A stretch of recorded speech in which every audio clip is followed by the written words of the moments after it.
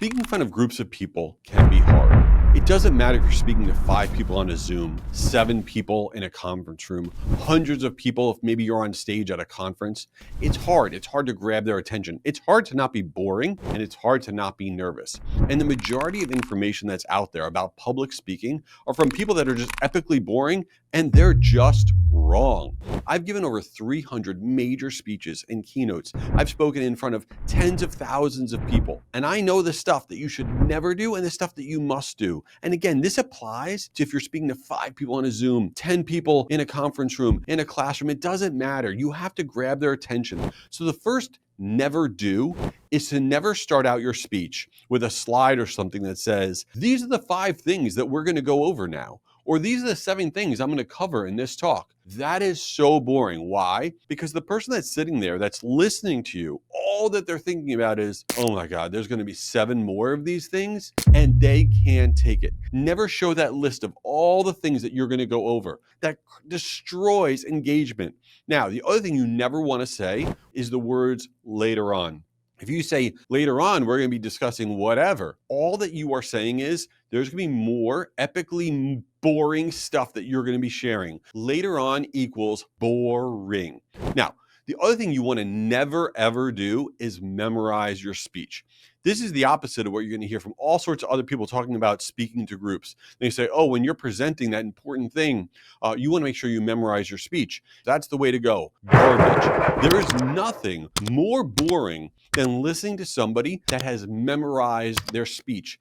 They're not in it. They have no emotion. They're not invested in what they're saying. They're just trying to get through it. Now, that doesn't mean that you shouldn't practice, or else you're going to have no clue. But you don't want to memorize every single word. Now, the secret to practicing is you always want to practice with the TV on. What? Why would you want to do that? Because most people practice in these isolated rooms. They're very quiet. There's no noise. There's nobody moving around. But guess what? When you actually go to give that presentation, okay, there are going to be people on Zoom turning their camera on and off. There are going to be people in that conference room that are standing up, checking their phone. Their ringer's going to go off. And if you happen to be on stage somewhere, forget it. There's going to be all sorts of noise. When you practice with your TV on, you're creating an environment that is more similar to what you're actually going to be doing. Now, the thing that you always want to be thinking about when you're starting out your presentation, that speech, speaking to that small group, that big group, doesn't matter. In the first 90 seconds, you want to hook them in.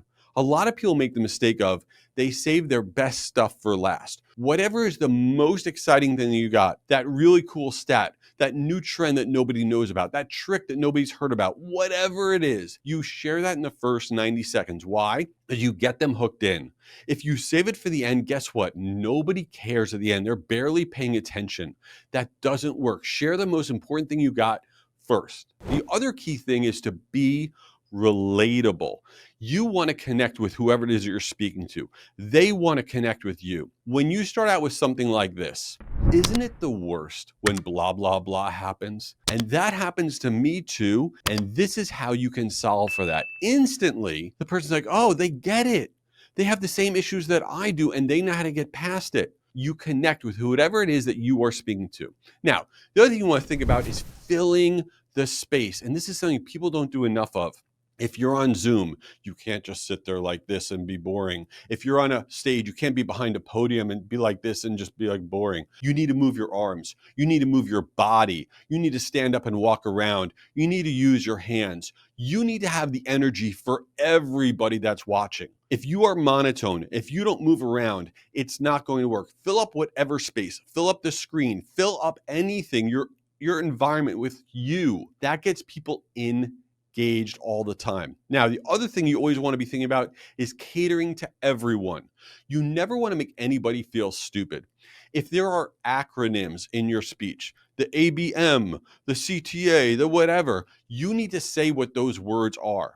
You cannot say anything that's super high up there that no one's going to understand or a few people won't understand because it turns them off. They're like, oh, I don't know what that means. You make them feel stupid. You make sure that you are catering to everybody when you speak, that there's nothing that you're saying that everybody can't understand, and you define the things that there's even a slight chance that somebody doesn't know about.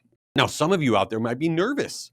Maybe you're nervous to speak publicly. And I get that. That makes a lot of sense. Everybody has nerves, no matter what they say. Here's a trick that I do whenever I speak that always calms me down. If I'm going on a Zoom, if I'm in a conference room, if I'm going on a big stage, before I speak, I try to talk to 1 to 2 people, either on that Zoom, in that conference room, in the audience. I'll go up and I'll say, hey, where are you from? What do you got going on today? What are you doing this weekend? What other sessions have you been at that you found interesting? What are you hoping to get out of this today? You connect with 1 to 2 people and you talk to them like a human being, and all of a sudden it calms you down because you realize, hey, these are people and they're listening to you. They're hoping that you do well. You're hoping you do well. And in all of a sudden, just by connecting to 1 to 2 people in that room, it changes everything. When you are speaking, you want to just think about the experience for everybody. Again, it could be on a Zoom.